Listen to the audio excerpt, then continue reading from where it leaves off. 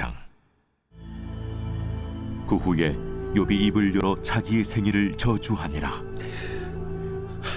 욥이 입을 열어 이르되,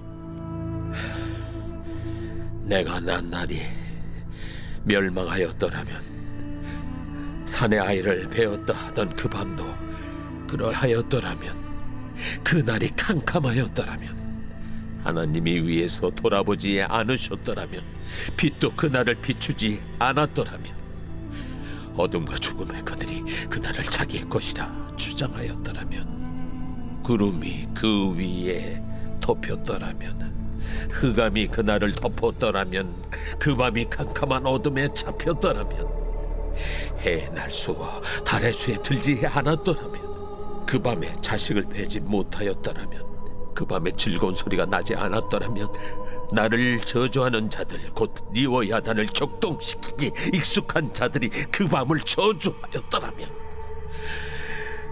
그 밤에 새벽별들이 어두웠더라면, 그 밤이 광명을 발할지라도 얻지 못하며 동틈을 보지 못하였더라면 좋았을 것을. 이는 내 모태의 문을 닫지 아니하여 내 눈으로 환난을 보게 하였음이로구나. 어찌하여 내가 태에서 죽어 나오지 아니하였던가? 어찌하여 내 어머니가 해산할 때 내가 숨지지 아니하였던가? 어찌하여 무릎이 나를 받았던가? 어찌하여 내가 젖을 빨았던가? 그렇지 아니하였던들 이제는 내가 평안히 누워서 자고 쉬었을 것이니, 자기를 위하여 폐허를 일으킨 세상 임금들과 모사들과 함께 있었을 것이요, 혹시 금을 가지며 은으로 집을 채운 고관들과 함께 있었을 것이며, 또는 낙태되어 땅에 묻힌 아이처럼 나는 존재하지 않았겠고 빛을 보지 못한 아이들 같았을 것이다. 거기서는 악한 자가 소요를 그치며, 거기서는 피곤한 자가 쉼을 얻으며, 거기서는 갇힌 자가 다 함께 평안히 있어 감독자의 호통 소리를 듣지 아니하며, 거기서는 작은 자와 큰 자가 함께 있고 종이 상전에게서 놓이느니라. 어찌하여 고난당하는 자에게 빛을 주셨으며 마음이 아픈 자에게 생명을 주셨는고? 이러한 자는 죽기를 바라도 오지 아니하니, 땅을 파고 숨긴 보배를 찾음보다 죽음을 구하는 것을 더하 무덤을 찾아 얻으면 심히 기뻐하고 즐거워하나니, 하나님에게 둘러싸여 길이 아득한 사람에게 어찌하여 빛을 주셨는고? 나는 음식 앞에서도 탄식이 나며, 내가 앓는 소리는 물이 쏟아지는 소리 같구나. 내가 두려워하는 그것이 내게 임하고, 내가 무서워하는 그것이 내 몸에 미쳤구나. 나에게는 평온도 없고 안일도 없고 휴식도 없고 다만 불안만이 있구나.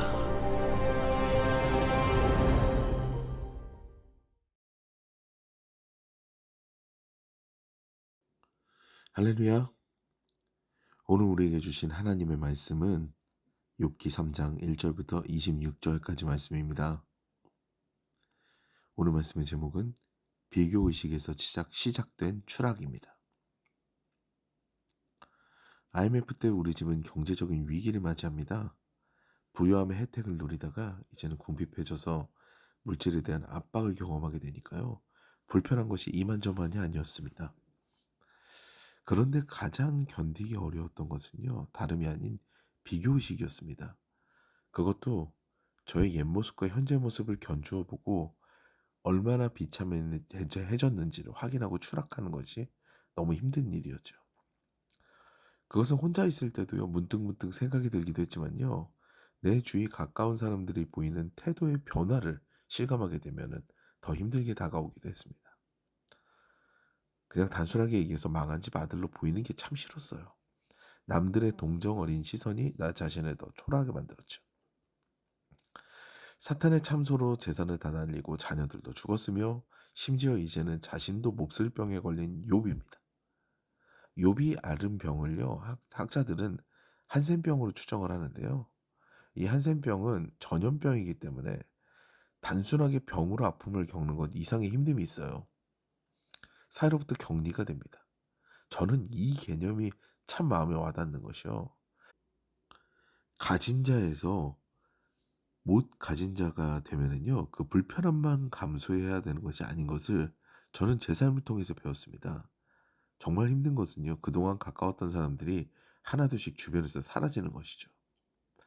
풍성하고 부유했을 때 자주 만났던 친구들은요, 가난해지자 만남이 소원해집니다. 그리고 이렇게 되는 가장 큰 요인은 사실 저 자신에게 있었어요. 초라한 나를 견디지 못해서 점점 동굴 속으로 들어가는 거죠. 말 그대로 비교의식에서 시작된 추락은요, 쉽게 막을 수 있는 것이 아니었습니다. 오늘 본문에서 욥을 보세요. 모든 것을 잃고 심지어 건강까지도 잃었는데 욥은 하나님을 원망하지 않았습니다. 오늘 본문 이전에서는요, 원망하지 않았어요. 아내가 욥에게 푸념하며 탄식을 쏟아내니까 오히려 유명한 말씀을 남깁니다. 우리가 하나님께 복을 받았은즉 화도 받지 아니하겠느냐. 이런 고백까지 하죠. 그런데요, 이런 신앙의 소유자 욥도요, 그를 위로하기 위해 가까운 친구들이 찾아오니까 무너지게 됩니다. 욥의 처참한 모습을 본 세 친구는요, 서로 아무 말도 하지 못하거든요. 밤낮 7일 동안 할 말을 잃은 모습을 보입니다. 그리고 욥이 가까스로 입을 떼서 이야기를 하는 것은요, 오늘 본문이 바로 이거거든요. 자신의 삶의 저주입니다. 욥이 자신만 보고 있을 땐 괜찮았어요. 그런데 친구들을 보면서 자신이 초라해졌다는 것을 확인한 순간 그 비교의식에 의해 그의 멘탈은 추락합니다. 아예 자신의 출생조차 부정적으로 바라보죠.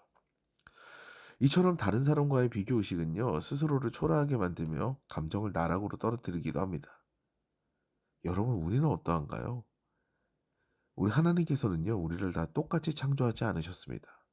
때로는 부족하기도 하고 또 넘치기도 하는 것이 바로 우리 각각의 모습이죠. 그리고 이것을 인정하는 것은요, 감사입니다. 창조주가 설계하신 세상을 인정하는 것이 바로 감사의 시작이 되죠. 하나님께서 우리에게 원하시는 것은요, 바로 이것입니다. 하나님을 인정하고 하나님을 섬기는 것입니다. 하나님께 나아가는 자는요, 그가 반드시 계신 것부터 알아야 되는 거죠. 하나님께서 우리를 각각 소중하게 만드셨고 뭔가 우리의 인생을 향한 계획이 있으리라는 그런 믿음을 가진 자에게 하나님께서는 그 시험과 고난을 통과할 수 있는 힘을 주십니다. 비교의식과 스스로 초라하게 여기는 일들은요, 오히려 감정을 나락으로 떨어뜨리고 부정적인 생각을 점점 더 커지게 해서 헤어나오지 못하게 하는 그런 아픔을 선물하거든요. 그러므로 우리는 비교의식에서 벗어나 하나님께서 우리에게 주신 그 크신 은혜를 소소한 가치부터 민감하게 떠올리고 감사하는 삶을 살아야 할 것입니다. 그 감사는요, 나의 우울증과 힘든 시간을 이기게 해줄 것이고요. 무엇보다 나 자신이 얼마나 하나님의 사랑과 축복 가운데 태어났는지를 알게 되면 매일매일이 새로운 감격으로 나를 찾아올 것입니다. 오늘도 그 은혜 가운데 하루를 시작하는 저 여러분 되시기를 주님의 이름으로 축원합니다.